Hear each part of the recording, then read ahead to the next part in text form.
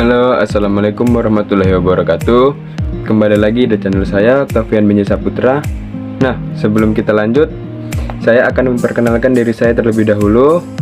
Perkenalkan, nama saya Octavian Binjai Saputra dari kelas 1C dari program studi Pendidikan Ekonomi Universitas Islam Negeri Sultan Syarif Kasim Riau. Nah, tujuan saya membuat video ini untuk memenuhi tugas ujian akhir semester saya dengan Bapak Hendra Riovita MM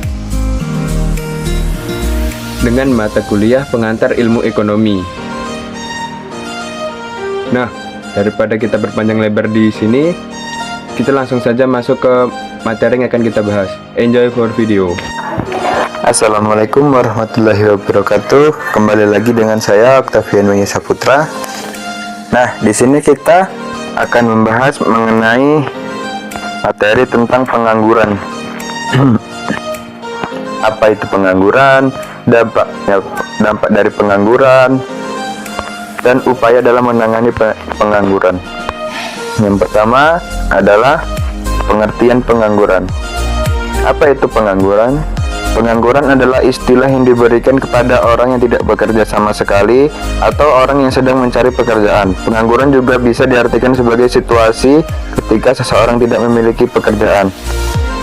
Nah, ada data Badan Pusat Statistik atau BPS menunjukkan bahwa jumlah pengangguran di Indonesia pada Februari tahun 2022 adalah sebesar 8,40 juta penduduk.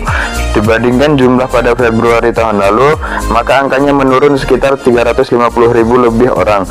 Sedangkan jika dibandingkan jumlah pada Agustus tahun lalu, penurunannya sekitar 700.000 orang. Sehingga tingkat pengangguran terbuka Indonesia pada Februari 2022 adalah sebesar 5,83% dibandingkan tahun lalu, maka persentasenya menurun. Adapun dampak negatif dari pengangguran adalah yang pertama, rendahnya pendapatan rata-rata penduduk per kapital. Yang kedua, biaya sosial yang harus dikeluarkan pemerintah semakin tinggi. Yang ketiga, berkurangnya sektor pajak yang diterima negara sehingga pendapatan negara turun. Yang keempat, hutang negara meningkat. Dan yang terakhir, daya beli menurun sehingga menyebabkan investasi dan pertumbuhan ekonomi menurun. Nah, dari dampak negatif tadi ada juga dampak pengangguran terhadap kenaikan BBM. Kenaikan harga BBM juga berpengaruh terhadap angka pengangguran meskipun tidak signifikan. Hasil dalam paparannya memperkirakan angka pengangguran akan naik 0,002 poin persentase. Angka pengangguran terus turun setelah melonjak saat awal pandemi COVID-19. Berdasarkan data terakhir yakni hingga Februari tahun 2022, angka pengangguran berada di level 5,83%. Kenaikan harga BBM tentu juga berpengaruh terhadap kemiskinan. Kenaikan harga akan memukul daya beli masyarakat karena mengerek berbagai harga barang dan jasa lainnya. Nah, upaya apa sih yang harus kita lakukan untuk dalam menangani pengangguran ini? Ada beberapa upaya yang bisa kita lakukan. Yang pertama, mengurangi pengeluaran konsumtif dengan melatih diri membiasakan budaya hemat. Nah, di sini misalnya dengan mengubah gaya hidup kita seperti yang terbiasa jajan di luar diubah dengan memasak sendiri, atau dengan mengurangi jajan di luar. Bagi perokok yang seharinya menghabiskan 2 bungkus rokok menjadi 1 bungkus atau berhenti sama sekali. Why not? Kenapa tidak?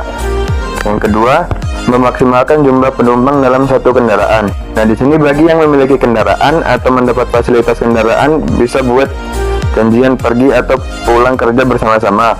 Pengeluaran harga bensin atau solar bisa lebih ringan jika ditanggung bersama-sama. Mulai dipikir-pikir lagi deh jika kita ingin menambah kendaraan. Yang ketiga, ada menggunakan moda transportasi non-BBM. Misalnya, sewaktu-waktu bisa dengan bersepeda atau berjalan kaki bagi yang masih kuat dan bugar. Selain bisa menghemat pengeluaran, juga membuat tubuh kita menjadi sehat dan bugar. Yang keempat, ada usahakan mengurangi kegiatan keluar rumah untuk urusan yang tidak penting. Nah, misalnya Mengatur waktu belanja atau rekreasi yang lebih berkualitas. Perbanyak pertemuan dengan anggota keluarga. Semakin sering kita meluangkan waktu dengan keluarga, semakin baik hubungan batin dan komunikasi anggota keluarga. Bagi PNS yang tinggal bersama keluarga akan lebih hemat kalau masak sendiri dengan kualitas dan kandungan gizi yang baik. Nah, itu tadi penjelasan singkat mengenai pengangguran. Jangan lupa like, comment, and subscribe jika video ini bermanfaat, karena ini dapat membantu nilai saya dalam ujian akhir semester ini. Kurang lebihnya saya mohon maaf, saya akhiri. Wabillahi taufiq wal hidayah. Wassalamualaikum warahmatullahi wabarakatuh. Adieu.